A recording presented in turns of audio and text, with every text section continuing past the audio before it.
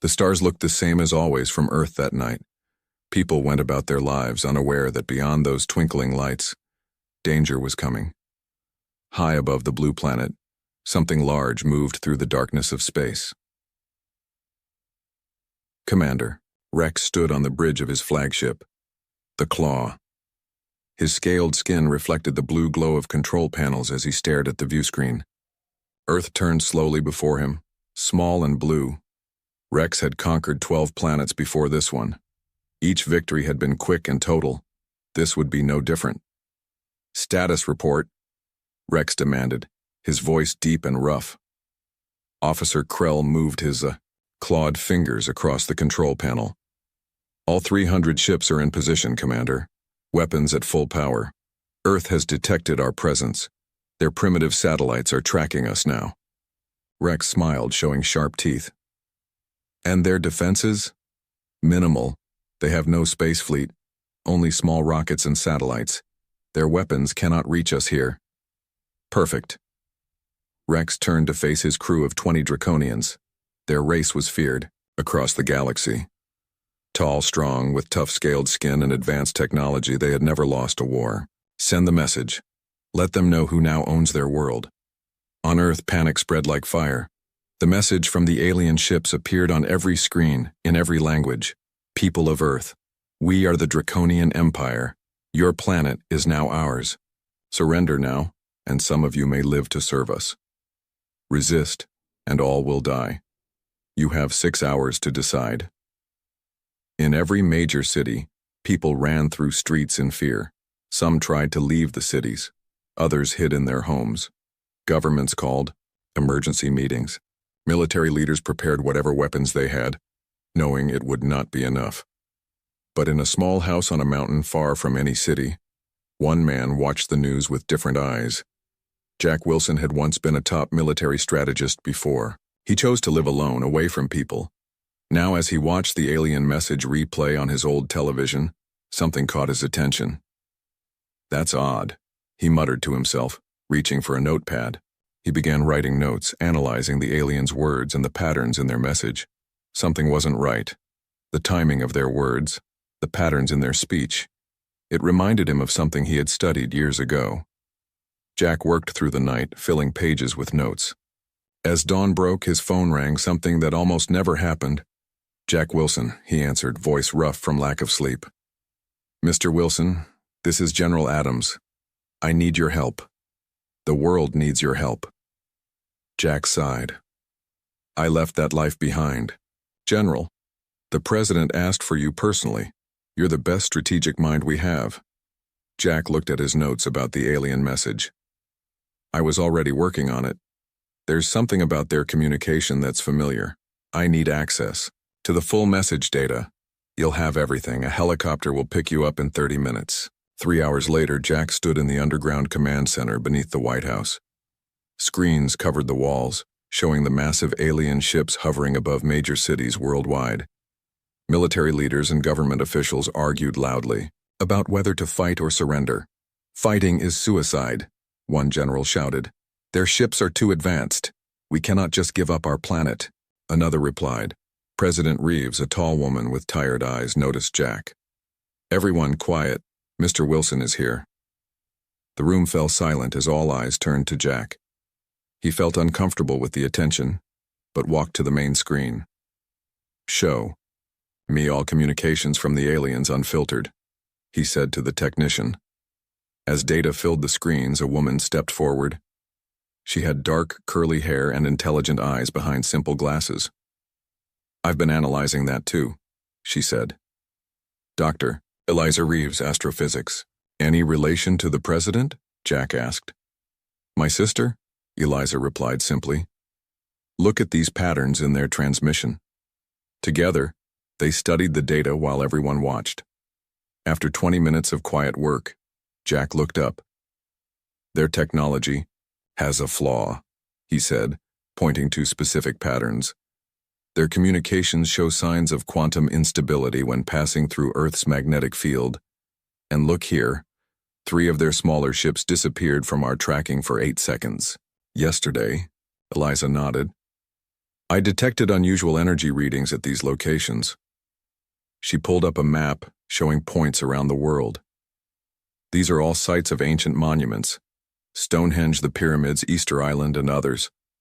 Something about these places creates energy fields that might be affecting their ships. President Reeves stepped forward. What does this mean? Can we use it? Jack looked at the countdown timer on the wall. 3 hours remained before the aliens' deadline. Maybe, he said. But we need to. His words were cut off by alarms blaring through the command center. A young officer shouted from his station. Madam, President, one of their ships just vanished over Egypt. Everyone rushed to see the screens. Where a massive alien ship had been hovering over the Great Pyramid, there was now nothing. No explosion, no debris. It had simply disappeared. What happened? The president demanded. No one had an answer. But as they watched, a second ship flickered, like a bad television signal over Stonehenge, then disappeared completely. Commander Rex roared in anger as reports came in. What do you mean, vanished? Ships do not just vanish. Krell looked terrified. Sir, we've lost contact with 14 ships. They're gone. Impossible. Send search teams. They must be somewhere. Sir, another officer called out, the humans have not responded to our demand. The deadline is in 3 hours. Rex slammed his fist on the control panel. Then we attack now. Prepare all weapons. Target their major cities first. On Earth, Jack and Eliza worked frantically to understand what was happening. More alien ships were disappearing, always near the ancient sites Eliza had identified. It's not a coincidence, Jack said as they examined data. These sites were built on natural power points of the Earth. Something about the combination of Earth's magnetic field and these locations creates a natural defense system.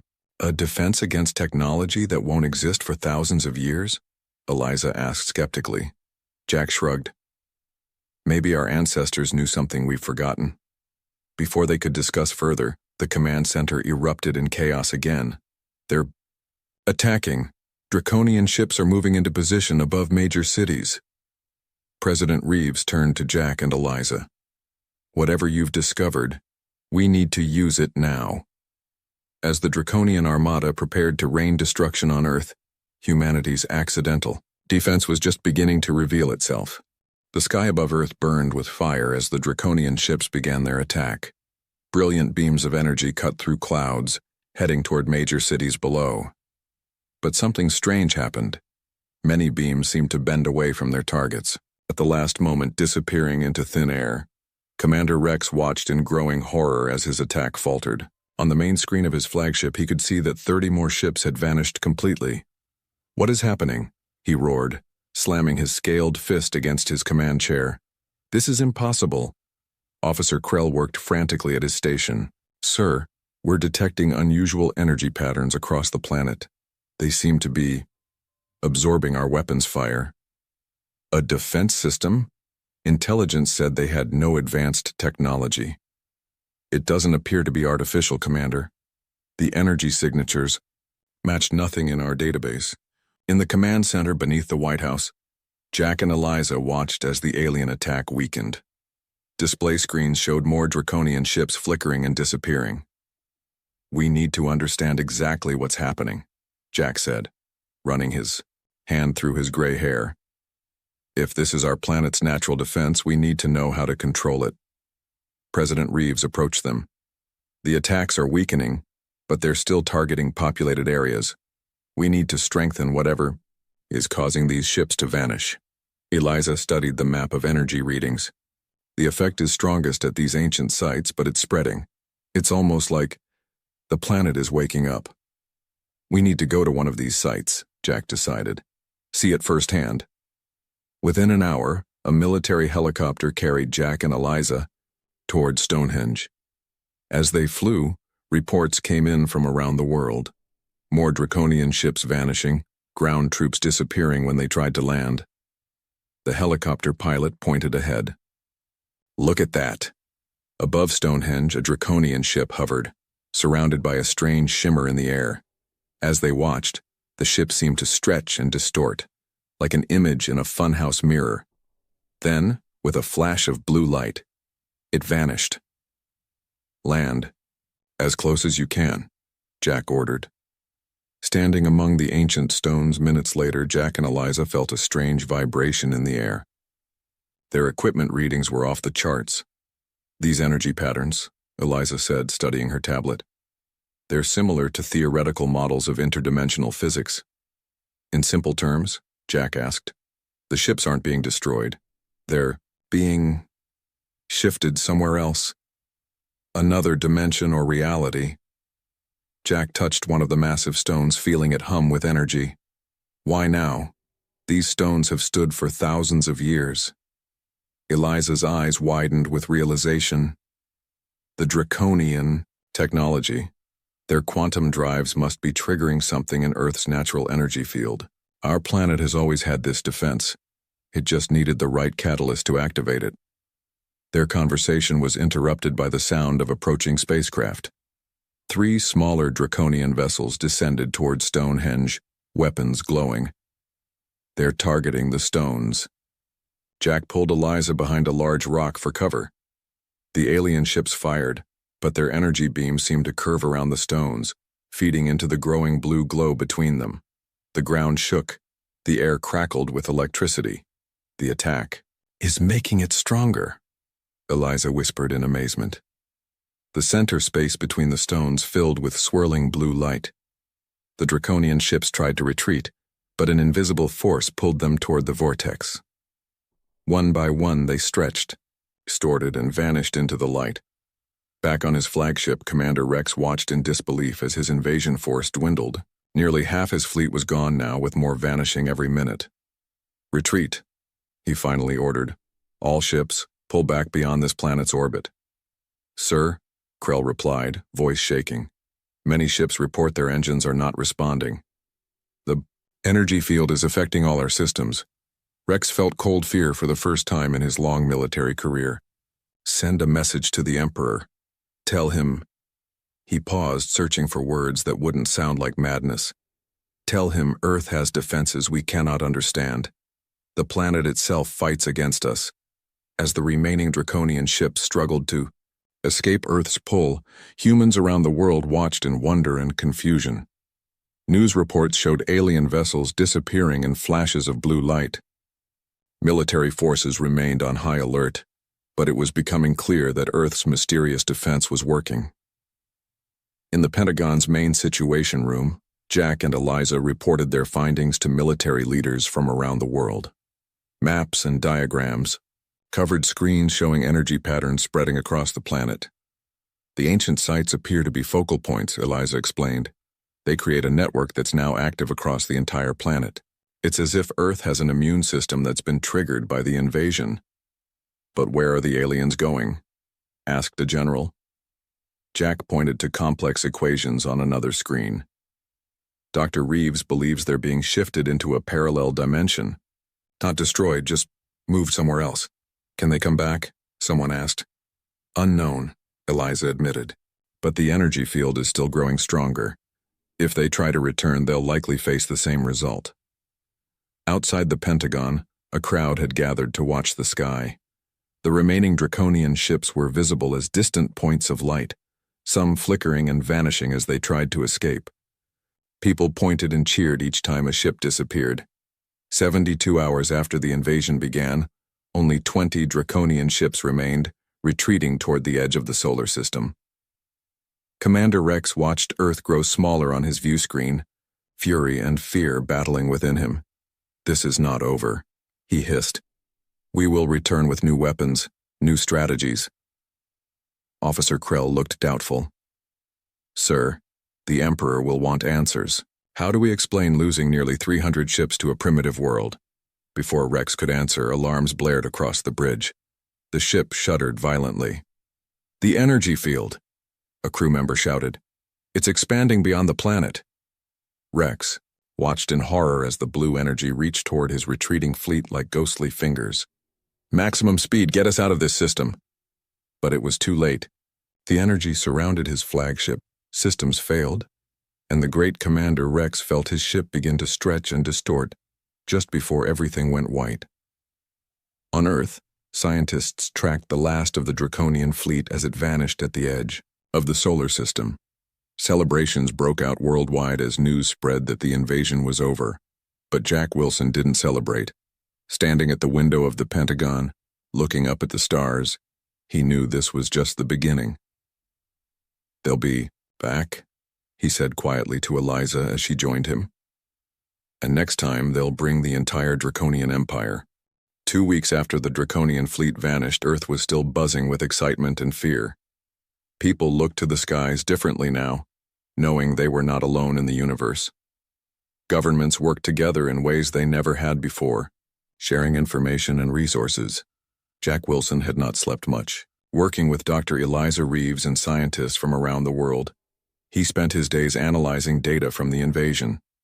The mystery of Earth's defense system grew deeper with each discovery. "The energy readings are still active," Eliza said, pointing to her computer screen in their new lab beneath Stonehenge. "Lower than during the attack, but definitely still there." Jack nodded, studying the patterns. "It's like an immune system that's still alert after fighting off an infection." Their work was interrupted by a loud siren. A young soldier burst into the lab. "Sir, ma'am, more ships approaching from beyond Mars." Jack and Eliza rushed to the main control room where a large screen showed several objects moving toward Earth. "Draconian reinforcements?" Jack asked. The soldier shook his head. "Different shapes, smaller, and they're sending a message." On the screen, words appeared in many Earth languages. "Attention, Earth. We are representatives of the Galactic Council. We come in peace. We wish to understand what happened to the Draconian invasion fleet." President Reeves was called immediately. Within hours, she had assembled a team to respond to the alien message. Jack and Eliza were key members. "We tell them the truth," the president decided. "We don't know exactly what happened, but we're studying it. We invite them to land peacefully and discuss." 3 days later, 5 ships from different alien civilizations landed on a flat plain near Stonehenge. The site was chosen because of its importance to the vanishing phenomenon. Jack stood beside President Reeves as the first aliens emerged from their ships. They were nothing like the reptilian Draconians. The leader was tall and humanoid, but with blue skin and 4 arms. He approached with his hands empty, showing peace. "I am Captain Thorne of the Galactic Council," he said in perfect English. "We have observed your world for centuries, but never interfered. You were considered a primitive species, not ready for contact." President Reeves stepped forward.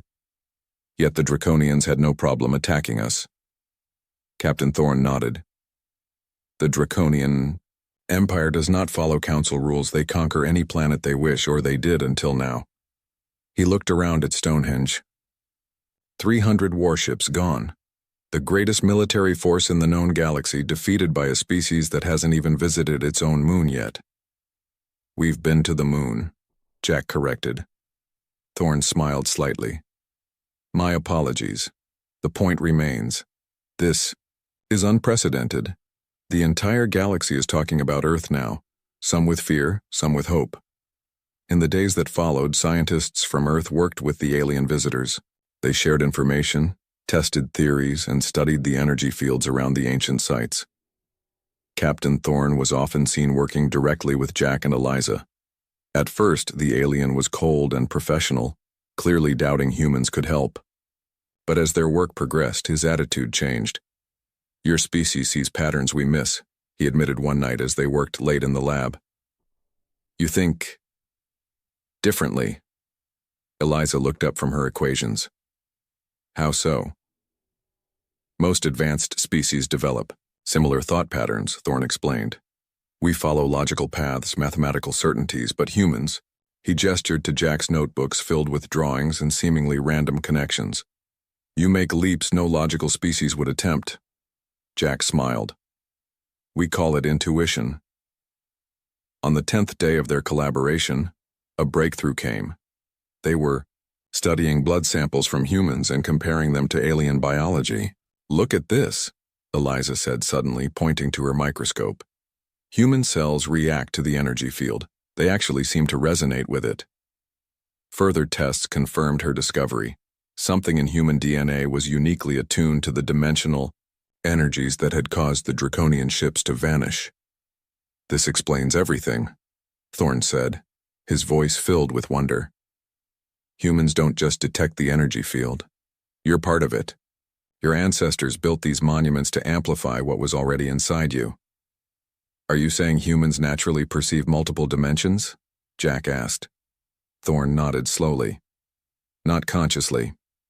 But yes, your species has evolved with an awareness of dimensional space that most species lack. The Draconians weren't destroyed. They were shifted to a parallel dimension, one that humans can naturally sense." News of this discovery spread quickly among the alien visitors. More ships arrived daily, representatives from dozens of civilizations coming to witness the phenomenon themselves. Earth suddenly found itself at the center of galactic attention. Species that had ignored humanity now wanted alliances. Trade, offers poured in. Cultural exchanges began. Not all the attention was friendly. Some alien representatives clearly feared what Earth's natural abilities might mean for the balance of power in the galaxy. "They're afraid of us," Jack said to Eliza as they watched a group of insect-like aliens examining Stonehenge from a distance. "We went from unknown to threat overnight." "With good reason," Captain Thorne said, joining them. "You've accidentally discovered the most powerful defense system in the known galaxy. Many would kill for such technology." "It's not technology," Eliza pointed out. "It's just us." Thorne nodded. "Which makes it more valuable. Technology can be stolen. But this?" He gestured to the ancient stones. "This is bound to your planet, your species." Their conversation was interrupted by an alarm from Thorne's ship. The alien captain rushed inside, followed by Jack and Eliza. On Thorne's view screen, a massive fleet appeared, moving toward Earth. The ships were black, sleek, and clearly built for war. "The Shadow Fleet," Thorne whispered, his blue face turning pale. "The Draconian Emperor's personal armada." Jack's heart sank. "They're coming to finish what Commander Rex started." "Worse," Thorne said. "The Emperor's daughter, Admiral Nova, commands the Shadow Fleet. She's the most brilliant military mind in the Draconian Empire. And according to this message they're broadcasting, she's bringing technology designed specifically to counter Earth's defense system." President Reeves was informed immediately. Emergency meetings were held with all the alien representatives. "We will help defend Earth," Captain Thorne announced to the gathered leaders. "The Galactic Council cannot allow the Draconians to destroy a species with such unique abilities." Not all aliens agreed. Some left quickly, not wanting to be caught in the coming battle. As the Shadow Fleet approached, Earth prepared for another invasion. But this time, they were not alone. Several alien races offered ships, weapons, and knowledge. In the lab beneath Stonehenge, Jack, Eliza, and Captain Thorne worked frantically to understand and enhance Earth's natural defenses. If Admiral Nova had found a way to counter the dimensional shift, they needed to make it stronger. "We need to activate all the ancient sites at once," Eliza suggested. "Create a network that covers the entire planet." Jack studied the map of sites around the world. Pyramids, stone circles, temples, all built on natural power points of the Earth. It could work, but how do we activate them all simultaneously? Captain Thorne smiled for the first time since the Shadow Fleet was detected. "That's where my people can help. We have technology that can amplify energy signals across vast distances." As the Shadow Fleet entered the solar system, Earth prepared for its greatest test. This time, humanity was not ignorant of the cosmos. This time they would fight with knowledge of their own power, and with allies from the stars. Admiral Nova watched Earth grow larger on her view screen, her scaled face set in grim determination. "So this is the planet that defeated my father's fleet," she hissed. "We shall see if it can defeat mine." The Shadow Fleet appeared in Earth's sky like black stars, 300 warships, each larger and more deadly than those in the first invasion. Admiral Nova's flagship, the Void, was twice the size of any other vessel, its surface covered in strange technology that pulsed with purple light. "Energy dampeners ready," Nova commanded from her bridge, her voice cold and precise. Unlike her father, Commander Rex, she did not underestimate the humans. Begin scanning for dimensional anomalies.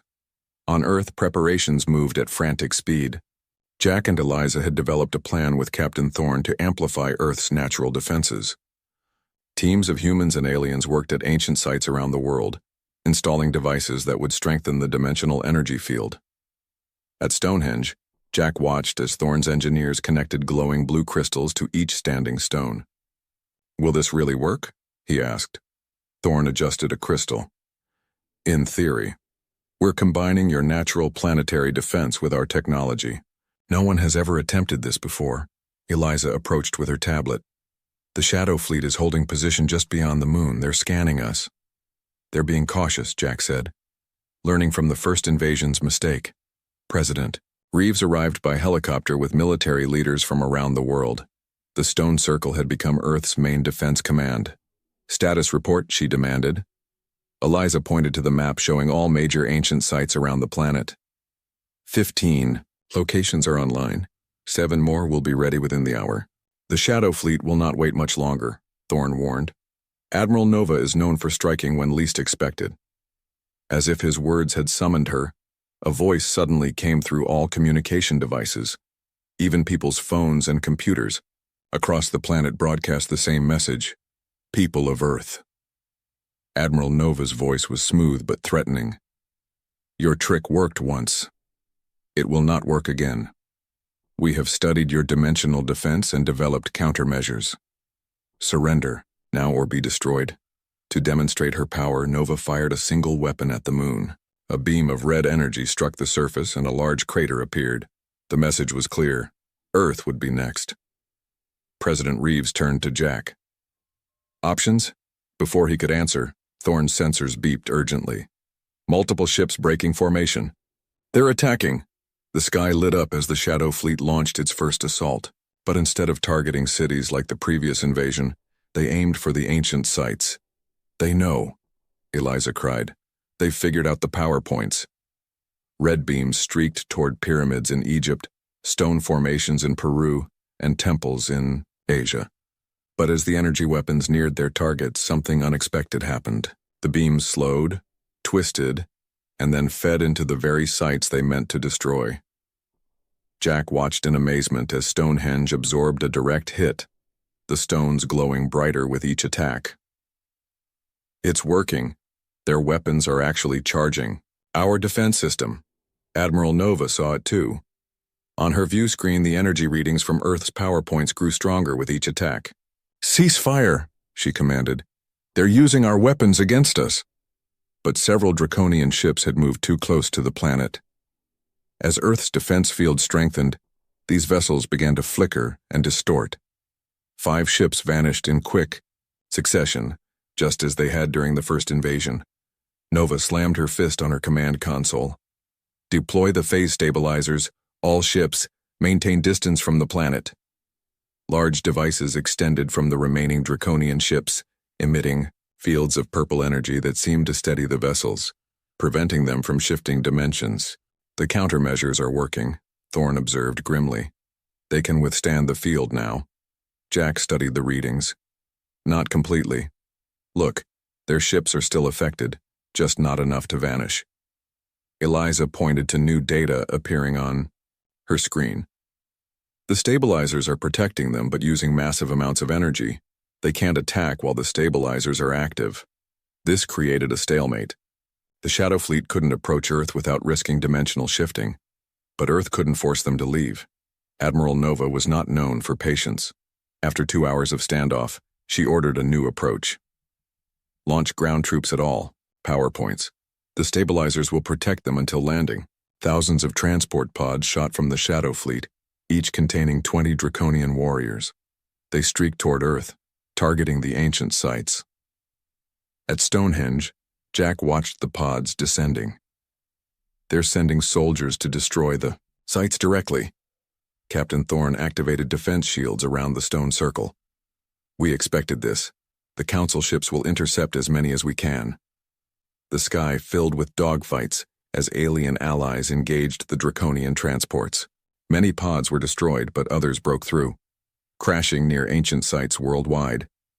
At Stonehenge, Jack and Eliza helped organize the defense as Draconian soldiers approached the perimeter. Earth military forces fought alongside alien allies, using weapons designed to disrupt the invaders' phase stabilizers. One Draconian warrior broke through the line, charging toward the center stone. Jack tackled him, knocking the alien off balance. They rolled on the ground, the Draconian's superior strength almost overwhelming Jack until Eliza struck the alien's stabilizer pack with a metal rod. The device sparked and failed. The effect was immediate. The Draconian soldier began to flicker, his body becoming transparent.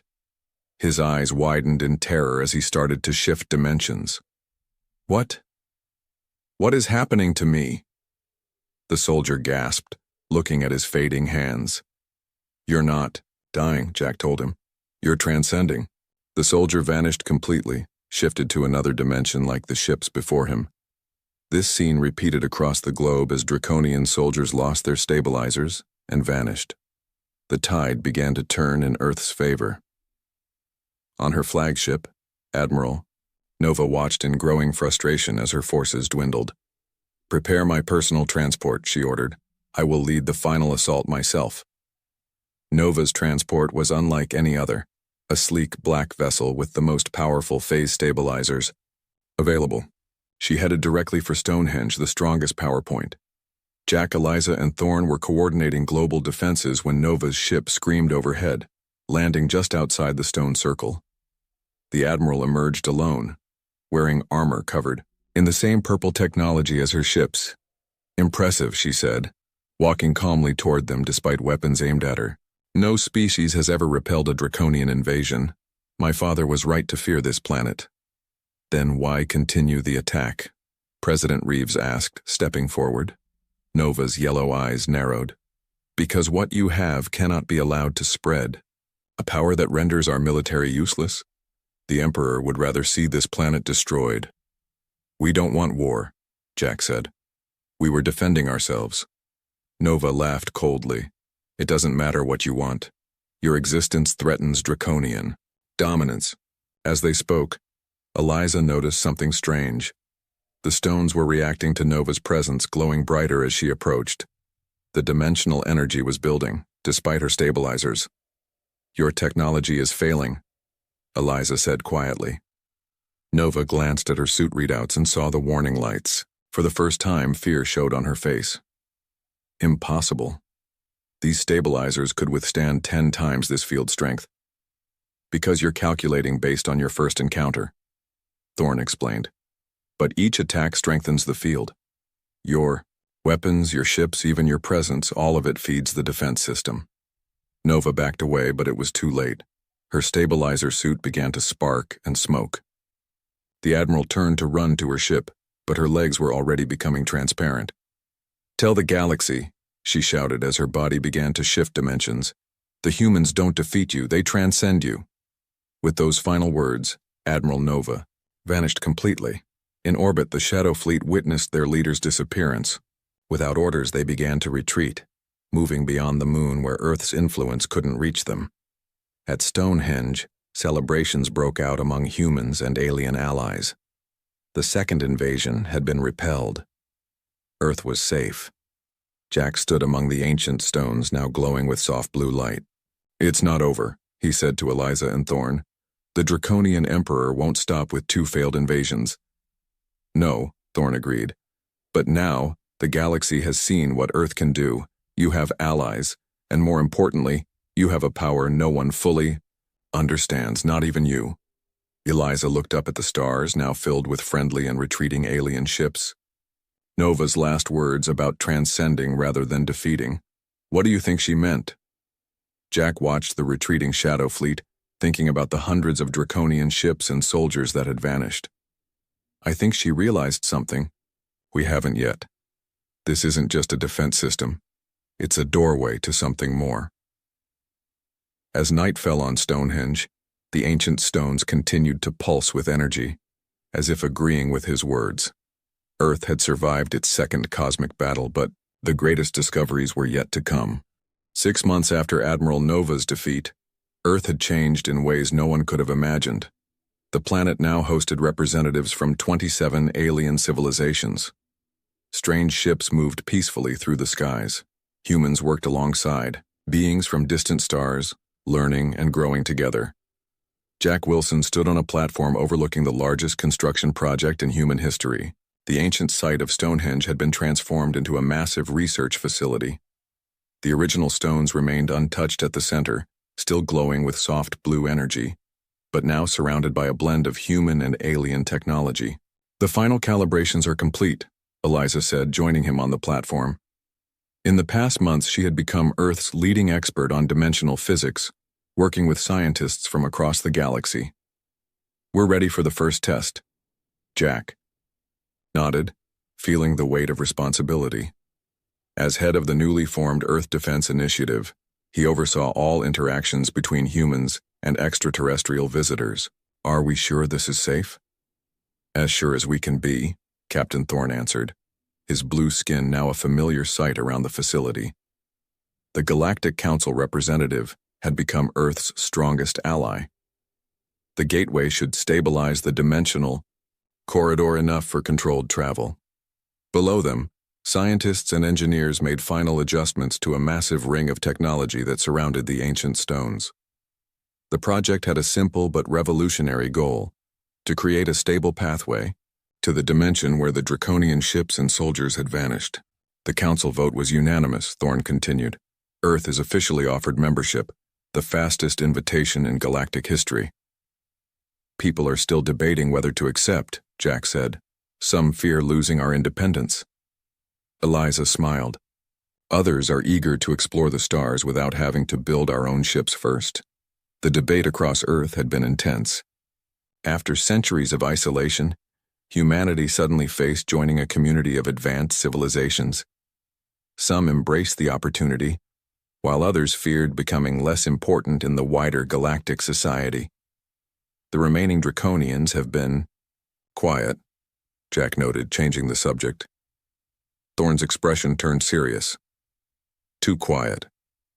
Our intelligence suggests the Emperor was deeply affected by losing his daughter. The Draconian Empire has withdrawn from 3 disputed systems in the past month." "Preparing for something bigger?" Eliza asked. "Or genuinely reconsidering their approach?" Thorne replied. "Their diplomats arrived at Council headquarters yesterday. The first peaceful Draconian delegation in 2 centuries. Jack watched as the gateway powered up, the ancient stones at its center pulsing with increasing energy. Maybe they finally understand that some things can't be conquered by force. A young technician approached them. "We're ready to activate, sir." Jack took a deep breath and nodded. "Proceed." Scientists at control panels initiated the sequence. Energy flowed from the stones into the surrounding technology. The air inside the gateway ring began to shimmer and distort. "Dimensional corridor stabilizing," Eliza reported, watching readings on her tablet. "Field integrity at 85%, 90% holding steady." Inside the ring, the air seemed to tear open, revealing a swirling blue vortex. Unlike the violent energy that had swallowed the Draconian ships, this portal was calm and controlled. "Send the probe," Jack ordered. A small drone moved forward into the portal and disappeared. Screens showed data streaming back from the other side. "We have telemetry," a scientist shouted excitedly. "The probe is functional and sending data." Everyone gathered around the screens to see the first images from another dimension. The landscape looked similar to Earth, but with subtle differences. The colors slightly shifted, the light coming from what appeared to be 2 suns. "No sign of the Draconian ships yet," Eliza noted as the probe continued transmitting. "But the dimension matches our calculations. This is definitely where they went." Then something moved across the probe's camera view. At first it was just a shadow, but then a figure came into focus. It was clearly a Draconian soldier, but changed. His scales had a blue glow, and he moved with unusual grace. The soldier looked directly at the probe, showing no fear or aggression. Instead, he raised his hand in what appeared to be a greeting. "He's aware of us," Jack whispered in amazement. More figures appeared behind the first, hundreds of Draconians, all transformed in similar ways. They gathered around the probe, watching it with curious, peaceful expressions. "They've changed," Thorne said, his voice filled with wonder. "The dimension has transformed them somehow." One Draconian approached the probe and spoke. The translation system took a moment to process his words. "We have been waiting for you to find us," the transformed Draconian said. "We have learned much. In this realm, we wish to share our discovery with both worlds." Before anyone could respond, a new alarm sounded from the portal.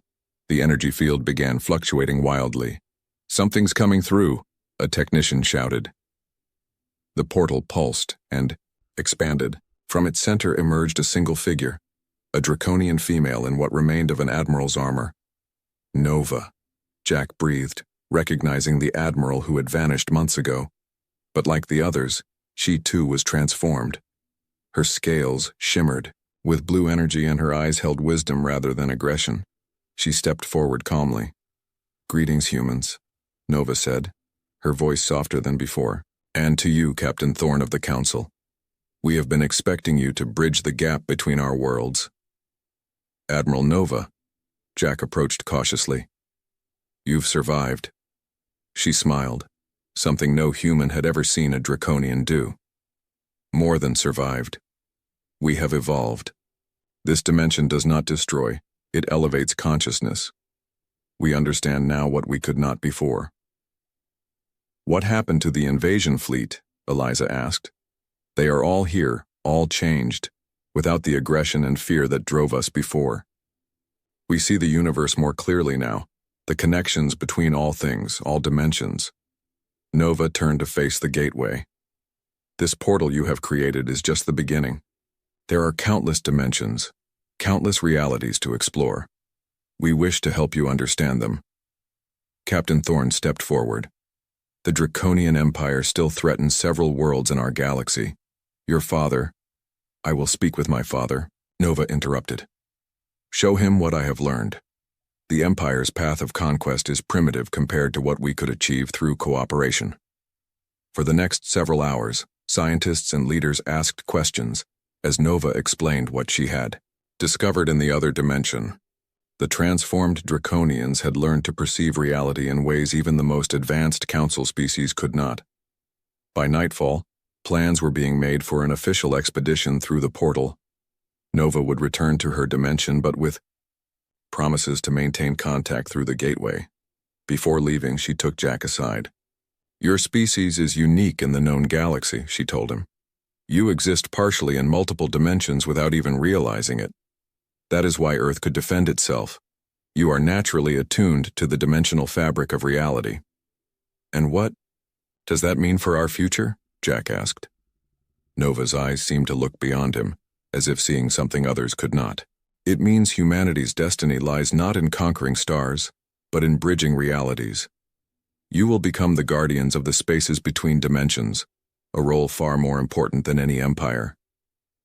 As Nova stepped back through the portal, Jack stood, with Eliza and Thorne, watching the gateway pulse with energy. "Do you believe her?" Eliza asked. "About our destiny?" Jack looked up at the night sky, seeing it differently now. Not just as distant stars to visit, but as a thin veil hiding countless other realities waiting to be discovered. "I think," he said slowly, "that we've taken our first step into a much larger universe than anyone imagined. And yes, I think protecting the doorways between worlds might be more important than conquering them." Captain Thorne placed a four-fingered hand on Jack's shoulder. "The Council will support Earth in this new role. Your world has gone from unknown to essential in less than a year." As the three stood watching the portal to another dimension, Earth continued its transformation from an isolated world to the center of a new galactic age, one built not on conquest, but on exploration and understanding of the universe's deepest mysteries. The disappearance of the Draconian Armada had not been Earth's end, but its true beginning. The morning sky over Washington, D.C. was clear and blue when they came. Commander Jack Reynolds stood on the balcony of the Earth Defense Force headquarters, sipping his coffee and enjoying the rare moment of peace. At 45, with gray starting to show in his dark hair, Jack had served in the last of Earth's conflicts before the Great Peace of 2071. 16 years of worldwide cooperation had led to amazing advances in technology and quality of life. "Commander, you need to see this." Lieutenant Tom Miller burst onto the balcony, his face pale. Jack followed him inside to the control room where dozens of screens showed the same thing: massive objects appearing in Earth's orbit. They weren't meteors or space debris. They were ships. "How many?" Jack asked, setting down his coffee mug. 57 so far, sir. And more are appearing." Jack stared at the screens. Humanity had been sending signals into space for over a century, hoping for contact. Now it had come without warning. "Get me the president." Dr. Emma Wilson was in her lab at MIT when the emergency alerts began blaring from every device. At 38, she was the leading expert in xenobiology, a field that had been mostly theoretical until today. "All personnel report to emergency stations. This is not a drill," the announcement repeated. Emma rushed to the window. In the distance, a strange light appeared in the sky above Boston. Her phone rang. "Dr. Wilson," she answered. "Doctor, this is Commander Reynolds of the EDF. We need you in Washington immediately. A military transport is already on its way to you." "What's happening?" "First contact, Doctor, and it doesn't look friendly." The President of the United Earth Alliance stood before the emergency session of the Global Council, her face grim. "Less than 1 hour ago, unknown vessels appeared in orbit. They have not responded to any attempts at communication. Our satellites have been disabled, and we've lost contact with our lunar base." The room erupted in worried murmurs. "The Earth Defense Forces on high alert," she continued. "But I must be honest, we are facing technology far beyond our own." A young aide rushed in and whispered something to the president. Her face went white. "They're broadcasting a message." The main screen lit up, showing a humanoid figure with gray-blue skin and 4 eyes arranged in a diamond pattern. Its voice was translated by the computer into a flat, mechanical tone. "People of Earth, we are the Valari Dominion. Your planet is now under our control. Resistance will result in destruction. You have 1 hour to surrender your governing bodies to Valari authority." The screen went dark. Jack paced the EDF command center. "What are our options?" General Bill Harris, head of the Space Division, shook his head. "Limited, sir. Our orbital platforms are outgunned. Ground-based defenses might take out a few ships, but not 57. "And if we surrender?" Jack asked. "Based on similar situations in history," said Dr. Wilson, who had arrived minutes earlier, "complete subjugation at best, extinction at worst." Jack nodded. "Then we fight." "Sir," called out a sensor operator, "energy spikes from the alien vessels." The room fell silent as everyone watched the monitors. Bright beams shot from the ships toward Earth's surface. "Impact points?" Jack demanded. "Major cities worldwide, sir. New York, London, Beijing, Moscow." The building shook as a distant boom echoed across Washington. The aliens had not waited for Earth's answer. The first day of the invasion was the worst in human history. The Valari strikes hit population centers with deadly accuracy. Billions died in the first hours. The survivors watched in horror as strange ships descended through the smoke-filled skies, landing troops and machines. 3 days after the initial attack, Jack and Emma found themselves in an underground bunker beneath the Rocky Mountains, one of the few EDF facilities still operating. "This is what we know," Jack told the assembled military and civilian leaders. "The Valari are an expansionist species. This isn't their first invasion." Emma stepped forward. "From the data we've gathered, they've conquered at least 12 other worlds. Their tactics are always the same: hit hard, destroy resistance, then establish control." "What do they want?" asked a senator who had escaped the destruction of Washington. "Resources," Emma replied, "particularly water and certain rare minerals. And labor. They use conquered species as workers." Jack pointed to a map showing Valari positions. "They control most major cities now, but their numbers aren't unlimited. They rely on fear more than anything. If we can organize resistance..." The bunker's communication system crackled to life. A Valari face appeared on screen. "I am High Commander Krell of the Valari Dominion. Your resistance is noted and will be punished. Tomorrow we will destroy one city for every day you refuse to surrender. I speak directly to your military leader, Jack Reynolds. We know you survive. Surrender yourself, and fewer humans will die." The transmission ended. "They know who you are," Emma said quietly. Jack's jaw tightened. "Good. Then they know who to fear." 1 week after the initial attack, Jack led a small team into the ruins of Denver. The city was under Valari control, with alien patrols moving through the streets and strange flying machines monitoring from above. "Stay low," Jack whispered to his team of 6 soldiers and Emma. "We need to reach the lab." Denver University's advanced physics lab held equipment Emma believed could be vital for understanding Valari technology. They moved through the shadows of destroyed buildings, avoiding Valari patrols. Twice they had to hide as flying drones passed overhead. "Their pattern recognition software isn't designed for Earth," Emma whispered, as they crouched behind a collapsed wall. "They're looking for movement, but they don't understand how humans hide." At the university, most buildings were damaged, but the science complex remained partially intact. The team slipped inside, using night vision to navigate the dark hallways. "Here," Emma said, stopping at a reinforced door. "The quantum lab." Inside, they found what they were looking for: advanced scanning equipment that might help understand Valari technology. As they gathered the equipment, a sound from outside froze them in place. "Patrol," whispered Tom, who was watching the end window. Through the broken glass, they saw 3 Valari soldiers walking toward the building. Each stood 7 feet tall, wearing armor that seemed to shift colors in the moonlight. They carried weapons unlike anything humans had seen before, living metal that moved and adjusted in their 4-fingered hands. "If they find us, they'll call for backup," Jack said quietly. "We need to take them out silently." The team moved into position. Jack gave the signal, and they struck with practiced precision. The fight was brief but intense. The Valari were stronger than humans, but Jack's team had the element of surprise. Within minutes, the aliens lay dead, and the humans had 3 Valari weapons. "Let's move," Jack ordered. "More will come soon." As they escaped into the night, carrying the lab equipment and alien weapons, Jack looked back at the ruined city.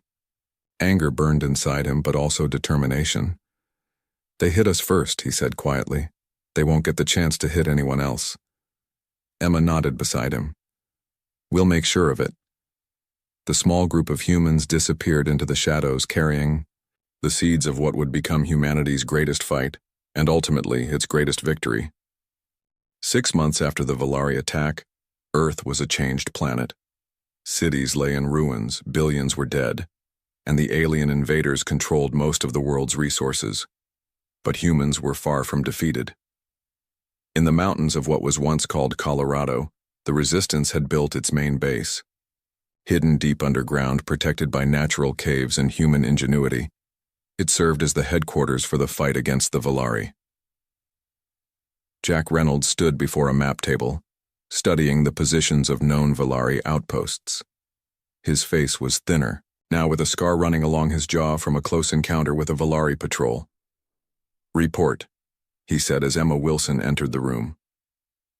Emma looked tired, but excited. Her lab coat was stained and torn in places, a sign of the limited resources they worked with. "We've made a breakthrough," she said. "The Valari weapons we captured, we finally understand how they work."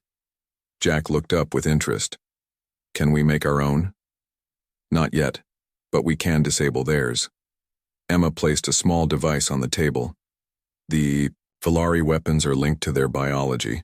That's why we couldn't use them, but it also gives us an advantage." "How so?"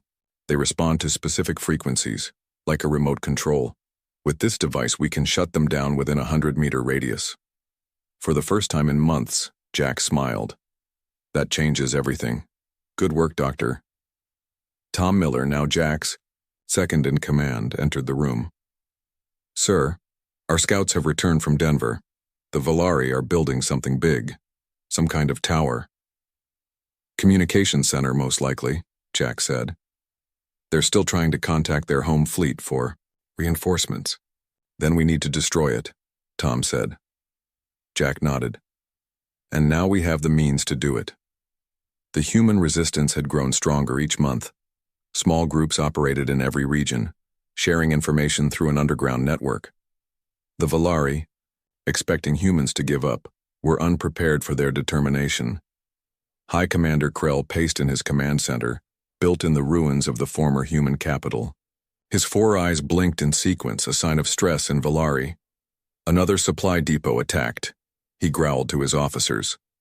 That's the 5th this month. How are these primitives doing this?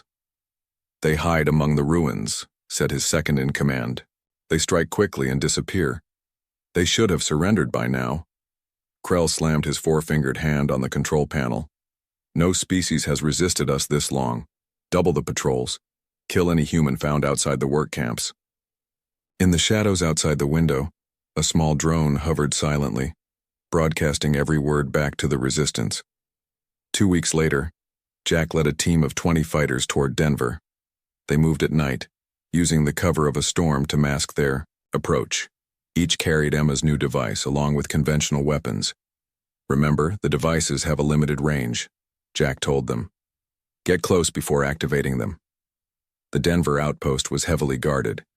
20 Valari soldiers patrolled the perimeter of the massive tower that now dominated the city center. Strange energy pulsed from its top, reaching into the sky. They're nearly ready to call for reinforcements, Emma whispered. She had insisted on coming despite Jack's objections. If that signal reaches their homeworld, we'll face 10 times as many Valari. Then we make sure it doesn't, Jack replied. He gave hand signals to his team and they split into 4 groups, each approaching the tower from a different direction. Jack, Emma, and 3 others took the most dangerous route, directly through the front checkpoint. They wore cloaks made from Valari armor pieces, designed to confuse the aliens' heat sensors. As they approached the checkpoint, Emma activated her device. The effect was immediate. The 2 Valari guards looked down in confusion as their weapons went dead in their hands. Before they could raise an alarm, Jack's team struck. The fight was silent and quick. Inside now, Jack ordered. They entered the tower, moving quickly through its strange corridors. The architecture was alien, with curves and angles that made no sense to human eyes. They passed several Valari who looked at them with surprise before being taken down. The main control room should be at the top, Emma said, consulting a small scanner she had built from salvaged Valari technology. As they climbed, alarms began to sound. They know we're here, Jack said. Move faster. At the top level, they found a large circular room filled with Valari technology. Through the windows, they could see the whole ruined city spread out below them. 5 Valari technicians worked at control panels. Jack nodded to his team. They activated their devices together, and all Valari weapons in the room went dead. The aliens turned in shock as the humans burst in. The fight was brief, but violent. When it ended, Jack's team controlled the room, though 2 of their members were badly wounded. How much time do we need? Jack asked Emma, who was already working at the main control panel. 10 minutes to download their data, 5 more to set the charges, she replied, her fingers moving quickly over the alien controls. Their entire database is here. Maps of all their outposts on Earth, technical specifications of their weapons, everything. Jack nodded and turned to his radio. All teams report. The replies came in. All teams had secured their areas. The tower was under human control. As Emma worked, Jack looked out at the ruined city. In the distance, he could see movement. More Valari forces responding to the alarm. We have company coming, he said. Hurry. Emma didn't look up from her work. Almost done with the download. Then I'll plant the charges. Jack watched as she copied the Valari database into a small device she had built. When it was complete, she moved quickly around the room, placing explosive charges at key points. There's something else here, she said suddenly, her eyes wide as she looked at the control panel. Their communications log. They've been sending reports back to their homeworld. Can you read it? Yes, and Jack, this isn't their first invasion. They've conquered 12 other worlds before Earth. Jack's face darkened. Then those worlds need freedom too. Emma nodded. The charges are set. We have 5 minutes. Jack called to his team. Time to go. Bring the wounded. They moved quickly, down through the tower, fighting their way past Valari reinforcements that had entered the building. Outside, chaos had erupted as the other human teams engaged the Valari forces. Everyone out, now, Jack shouted into his radio. The human fighters broke away from the battle, retreating through pre-planned escape routes. The Valari, confused by their sudden withdrawal, hesitated to follow. From a hillside a mile away, Jack, Emma, and the surviving members of their team watched as the tower exploded. The blast lit up the night sky and the tower collapsed in on itself. That should set them back months, Jack said with grim satisfaction. Emma held up the small device containing the stolen data, and this will help us hit them even harder next time. As they made their way back to their hidden base, Jack felt something he hadn't felt in months. Hope. The Valari were strong, but humanity was learning, adapting, and fighting back. They hit us first, Jack said quietly, but we're just getting started. 1 year had passed since the Valari attacked Earth. In that time, humanity had gone from helpless victims to determined fighters. The Resistance now operated on every continent, sharing information through a hidden network of old radio systems the Valari couldn't track. In the main Resistance base, Jack Reynolds stood before the largest gathering of Resistance leaders ever assembled. 30 men and women from around the world had risked everything to travel here. Thanks to Dr. Wilson and her team, Jack began, we now understand Valari technology better than they ever expected we could. Emma stepped forward. The past year had changed her too. The scientist was now also a fighter with the same determined look in her eyes as the soldiers around her. The data we captured from the Denver Tower gave us everything, she said. Their weapons, their ships, their communications, we've been studying it all, and we've made 2 major breakthroughs.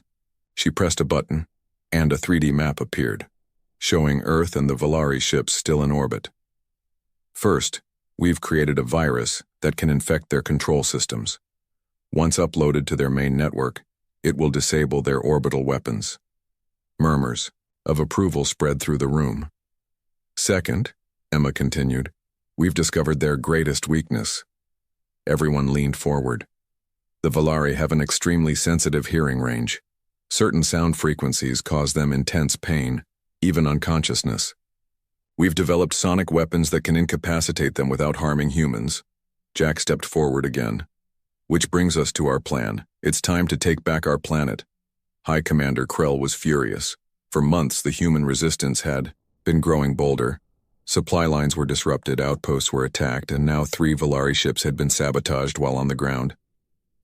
These humans are not like the others we've conquered, he growled to his officers.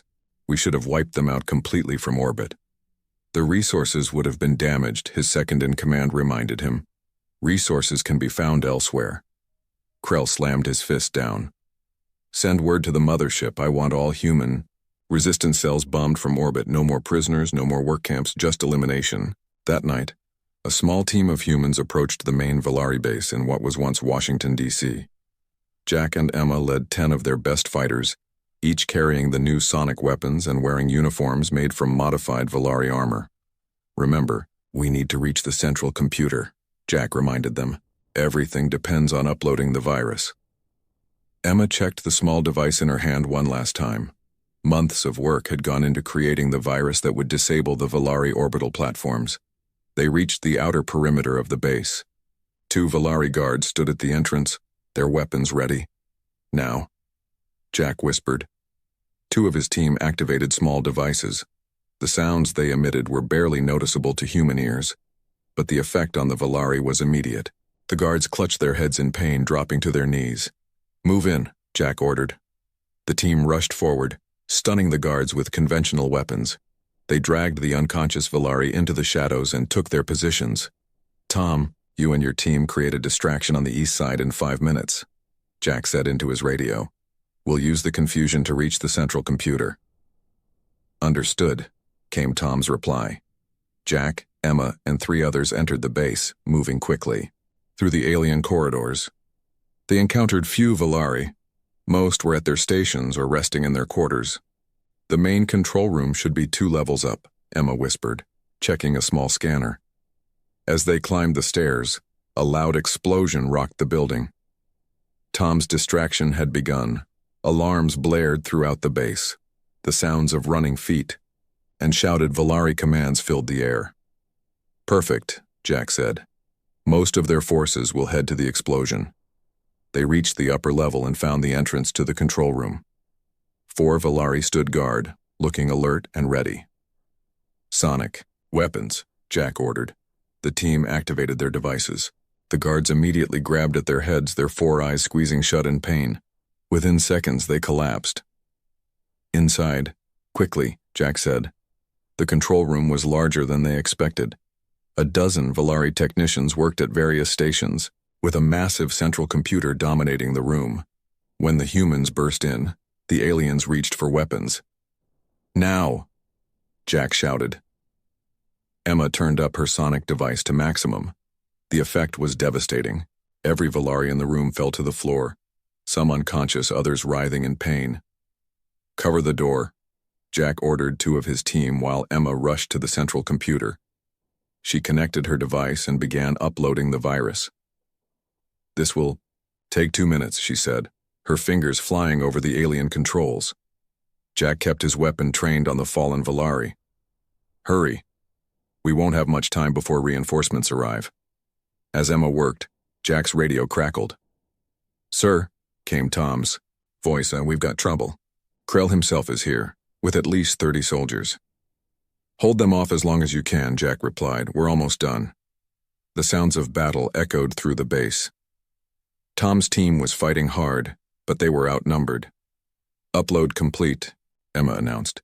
The virus is in their system. On the main screen above them, they could see the status of the Volari orbital platforms. One by one, the lights representing their weapon systems began to turn from green to red. It's working, Emma said, a smile spreading across her face. Their orbital weapons are shutting down. Jack nodded. Now for Phase 2, signal all resistance, cells worldwide. The counterattack begins now. Emma activated a hidden transmitter in her pack, sending a coded message to resistance groups around the world. At that moment, in every major city and Volari outpost, human fighters launched coordinated attacks. Time to go, Jack said. We need to reach the shuttle bay. They left the control room, rushing through corridors now filled with confused and panicking Volari. Some tried to stop them, only to be incapacitated by the sonic weapons. This way, Emma said, consulting her scanner. The shuttle bay is 1 level down. As they turned a corner, they came face to face with High Commander Krell and 10 of his soldiers. The Volari leader's 4 eyes widened in recognition. Reynolds, he hissed. Krell, Jack replied calmly, raising his sonic device. But Krell was prepared. He and his soldiers wore what looked like modified helmets covering their hearing organs. Did you think we wouldn't adapt? Krell said, raising his weapon.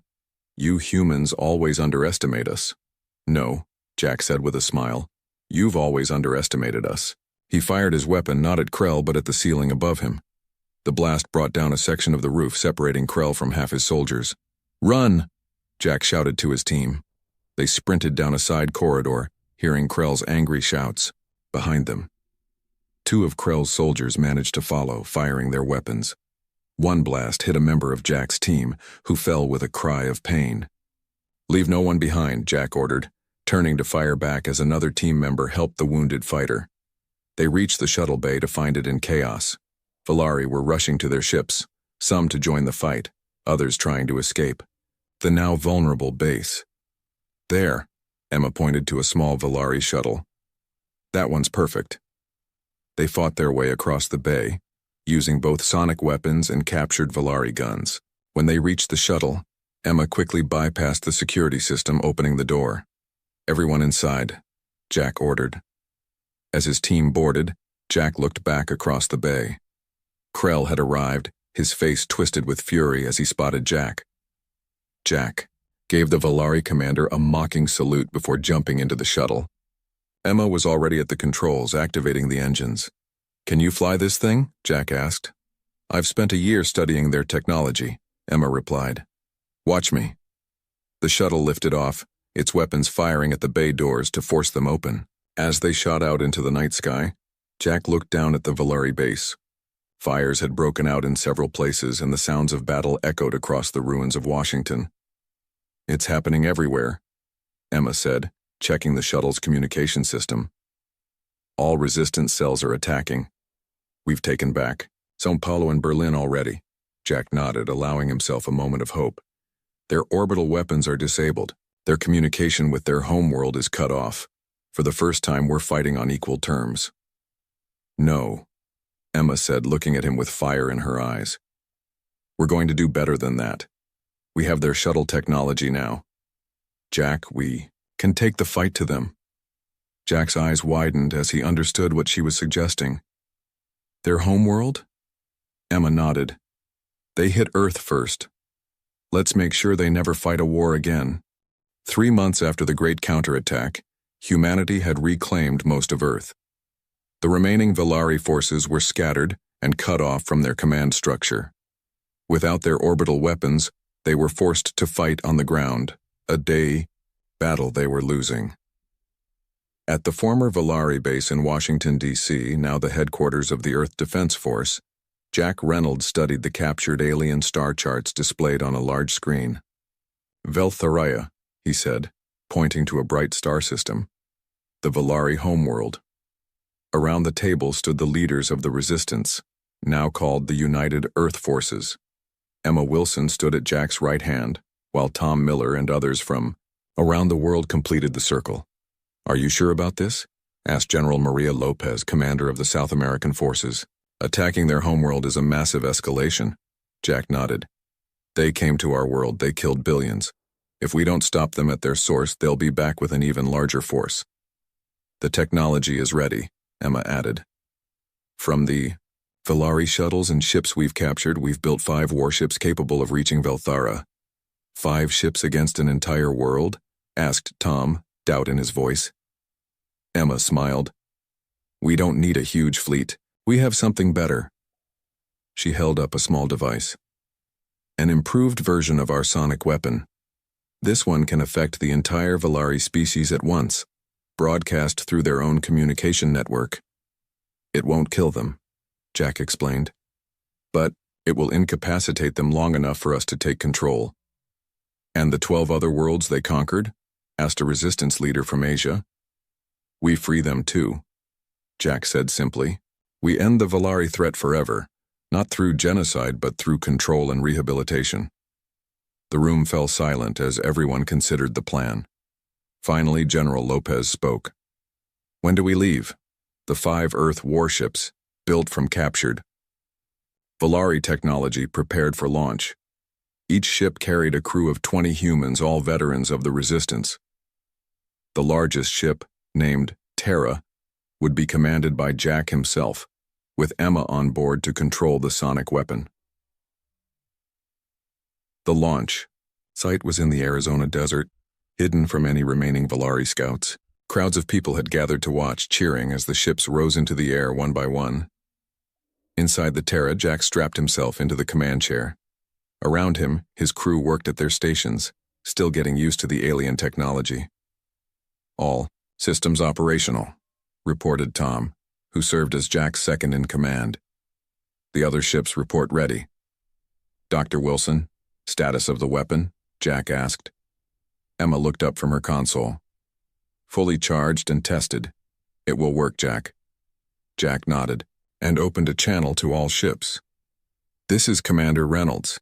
Today we take the fight to the enemy that thought they could conquer Earth. We go not for revenge but for justice, not just for humanity, but for all species the Valari have oppressed." He paused, looking at the faces of his crew. "They hit Earth first. We will make sure they never fight a war again." A cheer went up across all 5 ships. Jack turned to his pilot. "Take us up." The ships rose higher, breaking through the atmosphere into the blackness of space. The blue curve of Earth shrank below them. "FTL drives ready," reported the engineer. Jack took a deep breath. "Engage." The stars blurred as the ships accelerated to faster than light speed. using the Valari technology that Emma and her team had mastered. They were the first humans to leave the solar system, traveling farther than any person had gone before. The journey to Velthara would take 2 weeks. During that time, the crews trained and prepared for every possible scenario.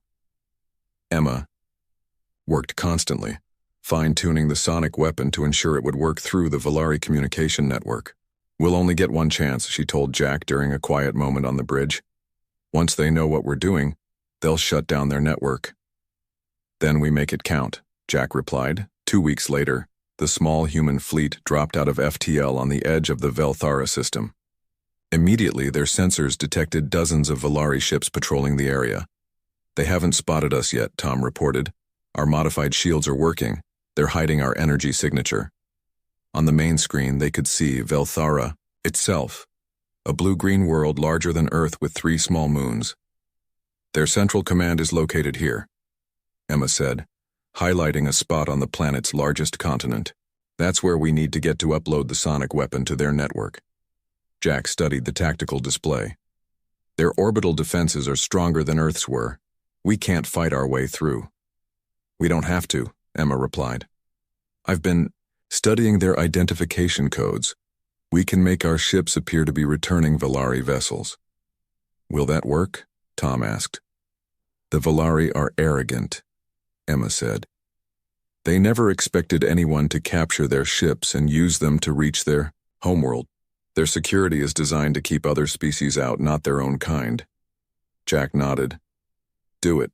Emma entered a series of commands, transmitting false identification codes to their ships. On the tactical display, the Valari patrol vessels continued their routes, not reacting to the human ships. "It's working," Tom said quietly. "They think we're Valari." "Take us in," Jack ordered.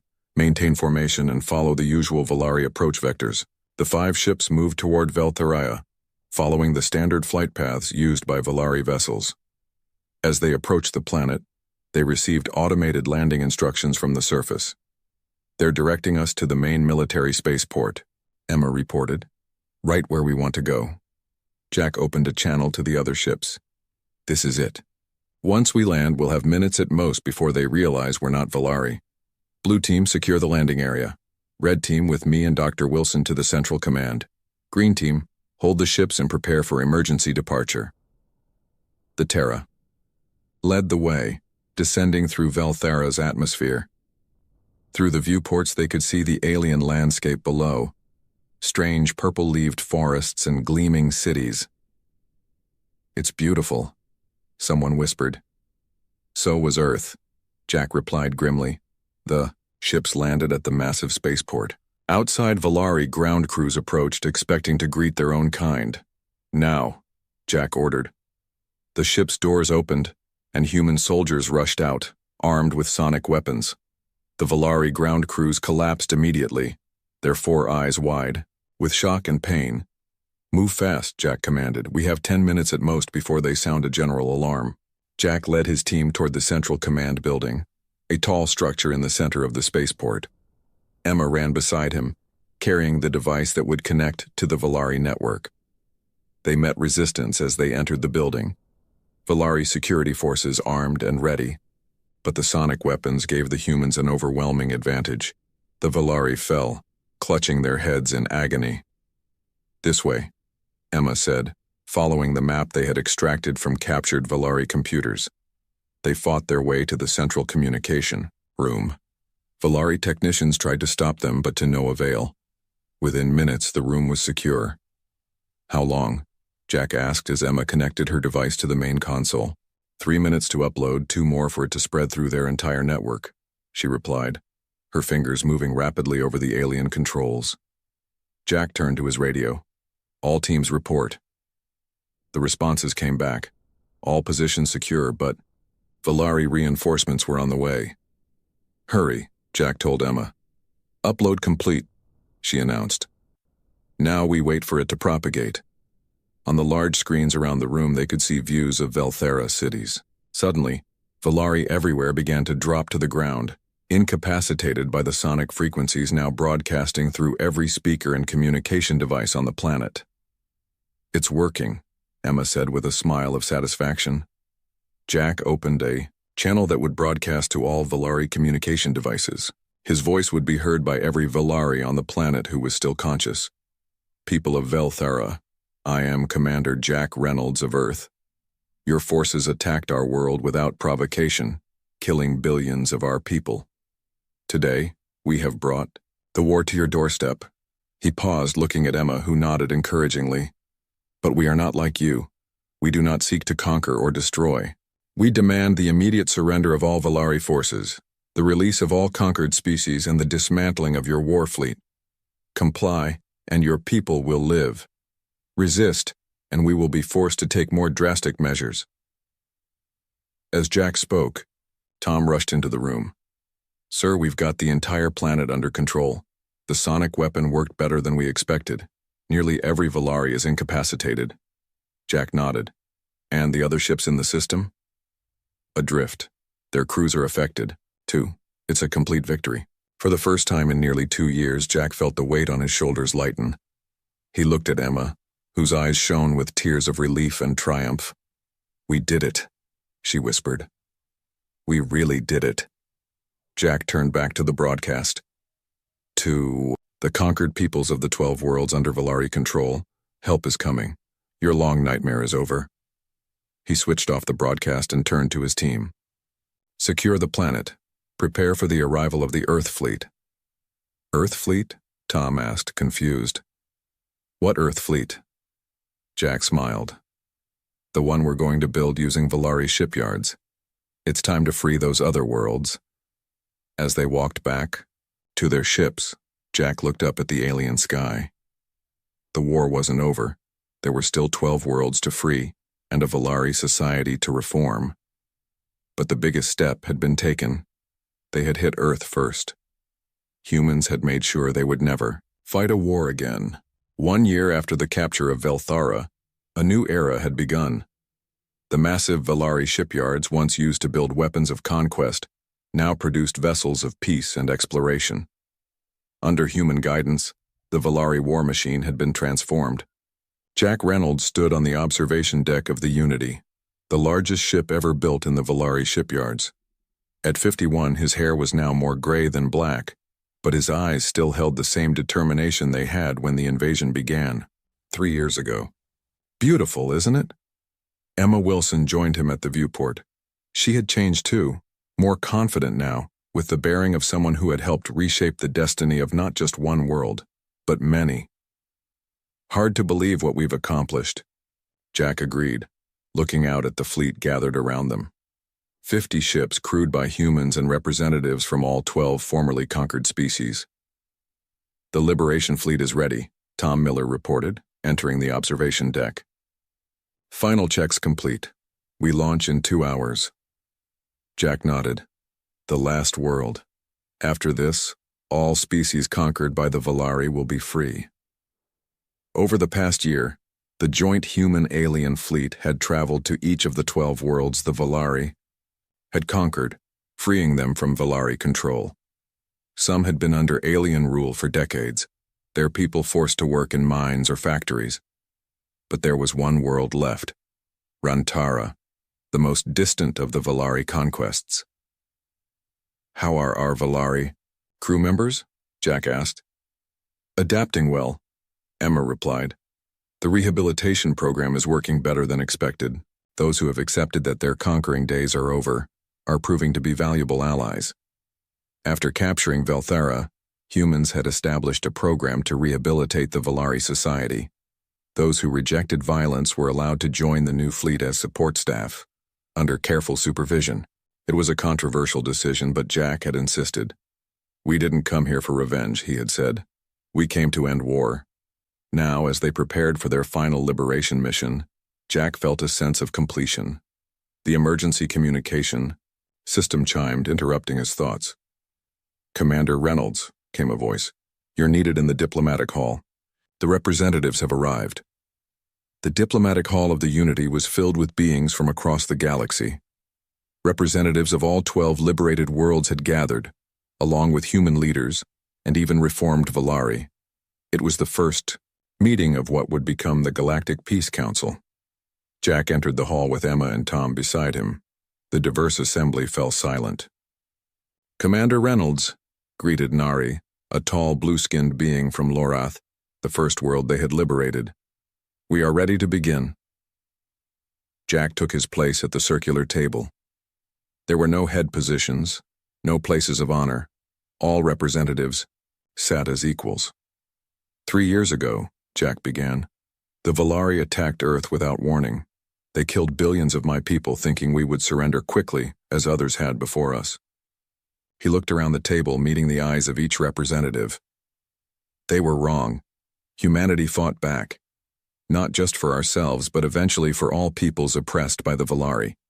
Today, as we prepare to liberate the final world under their control, we also lay the foundation for a new order, one where no species will ever again suffer as we have. Nari spoke next. The people of Lorath were conquered 20 years ago. We had forgotten what freedom felt like until humans came. We owe you a debt we can never repay. No debts, Jack replied firmly. Only a shared commitment to ensure this never happens again. One by one, representatives from each world spoke, sharing stories of Valari conquest and the joy of liberation. Even a Valari representative, one who had opposed the conquests from the beginning, spoke of his hope for his people's redemption. The proposed Galactic Peace Council will have 3 main purposes, Emma explained, displaying the charter on large screens around the room. First, mutual defense. An attack on any member world will be considered an attack on all. Second, cultural and scientific exchange to benefit all species. Third, rehabilitation and monitoring of the Valari to ensure they never again become a threat. The discussion continued for hours, refining the details of the agreement. Finally, as the meeting concluded, Jack called for a vote. Those in favor of establishing the Galactic Peace Council under these terms, please indicate. One by one, each representative signaled their approval. The charter was adopted unanimously. "Then it is done," Jack said. "After we liberate Rantara, the council will officially begin its work." As the representatives filed out, Emma stayed beside Jack. "You look tired," she said quietly. "It's been a long 3 years," he admitted. "What will you do after Rantara? The war will be over." Jack looked out the viewport at the stars. "I'm not sure. I've been a soldier most of my life. I don't know if I remember how to be anything else." "You could stay on as Earth's representative to the Council," she suggested, "or come with me. The Valari databases contain star charts for thousands of unexplored systems. We could lead the first true exploration missions." Before Jack could answer, Tom rushed back into the room. "Sir, we've received a transmission from our advanced scouts at Rantara. You need to see this." The command center of the Unity buzzed with activity as Jack, Emma, and Tom entered. On the main screen was an image of Rantara, a small rocky world that should have been covered with Valari mining operations. Instead, there was nothing. No Valari bases, no ships in orbit. "What am I looking at?" Jack asked. "Rantara is abandoned," the communications officer explained. "The Valari pulled out 3 months ago, according to the locals. They just left." "The sonic weapon," Emma said in realization. "When we broadcast it through their network, it reached their forces on all worlds. They must have retreated. The locals are requesting to speak with you," the officer told Jack. Jack nodded, and the screen changed to show a reptilian being with iridescent scales and 4 arms. "I am Speaker Thraz of Rantara," the being said. "Are you the humans we have heard about? The ones who defeated the Valari?" "We are," Jack confirmed. "We came to liberate your world, but it seems you're already free." Thraz made a gesture that might have been a smile. "When the Valari suddenly abandoned their bases, we thought it was a trick. Then we received transmissions from other worlds, speaking of humans who fought back against the conquerors and won. We have been waiting for you." "We are not conquerors," Jack assured him. "We come to invite Rantara to join a new alliance. The Galactic Peace Council. An alliance of equals, Emma added, for mutual protection and cooperation. Thraz bowed deeply. Rantara would be honored. Please come down to our world as friends. 2 days later, Jack stood with Emma on a hillside overlooking the capital city of Rantara. The Unity and its fleet hung in the sky above, no longer weapons of war but symbols of a new beginning. The Rantarans had welcomed them with celebration, already making preparations to join the council. Their representatives would travel back with the fleet to attend the first official council meeting. It's really over, Jack said quietly. The war, the liberation, all of it. Emma took his hand. Not over. Just changing into something new. In the valley below, humans mingled with Rantarans and representatives from other worlds. Children from different species played together, unconcerned with the differences between them. I think I'll take you up on that offer, Jack said. Exploration sounds good. I've had enough of war to last a lifetime. Several lifetimes, Emma agreed with a smile. As the twin suns of Rantara began to set, painting the sky in shades of purple and gold, Jack thought about the journey that had brought them here. From the ashes of a devastated Earth to the birth of a new galactic community. They hit Earth first, he said softly. Emma squeezed his hand. And we made sure no one would fight a war again. Around them, the sounds of celebration rose into the alien sky, songs of freedom, of friendship, and of peace. A peace built not on conquest or fear, but on cooperation and respect. In the darkest moment of human history, humanity had found its greatest strength. And in doing so, they had changed the destiny of not just their own world, but of an entire galaxy.